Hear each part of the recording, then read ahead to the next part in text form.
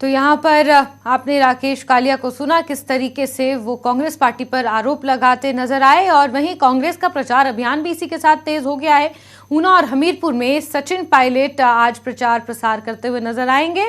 गांधी चौक में वो जनसभा को संबोधित करेंगे। वहीं सोलन में आनंद शर्मा ने प्रचार का जिम्मा संभाला है। पार्टी कार्यकर्ताओं को वो जीत का मंत्र देंगे। तो अहम खबर आपको कांग्रेस पार्टी के खेमे से भी बता रहे हैं, जहां कांग्रेस की तरफ से आज सचिन पायलट प्रचार प्रसार करेंगे।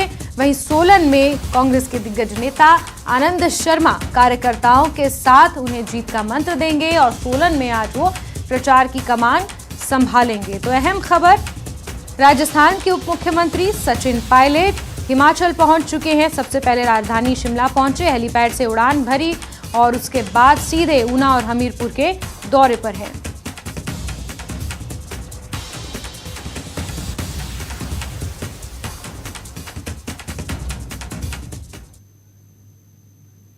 और चलिए सीधे रुक करेंगे मानगढ़ का, जहां पर प्रधानमंत्री नरेंद्र मोदी इस वक्त संबोधन कर रहे हैं।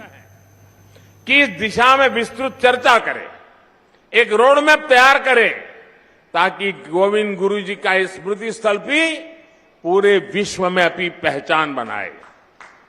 मुझे विश्वास है मानगढ़ धाम का विकास इस क्षेत्र को नई पीढ़ी के लिए प्रेरणा का एक जागृत स्थल बनाएगा। और मैं ये विश्वास दिलाता हूं, क्योंकि कई दिनों से हमारी चर्चा चल रही है, जितना जल्दी जितना ज्यादा क्षेत्र हम निर्धारित करेंगे, तो फिर सब मिलकर के और भारत सरकार के नेतृत्व में हम इसको और अधिक विकास कर सकते हैं। इसको कोई राष्ट्रीय स्मारक कह सकता है, कोई संकलित व्यवस्था कह सकता है, नाम तो कोई भी दे देंगे, लेकिन भारत सरकार और इन 4 राज्यों के जनजातीय समाज का सीधा संबंध है। इन चारों राज्यों ने और भारत सरकार ने मिलकर के इसको और नई ऊंचाइयों पर ले जाना है। उस दिशा में भारत सरकार पूरी तरह कमिटेड है। मैं फिर एक बार आप सबको बहुत बहुत शुभकामनाएं देता हूं।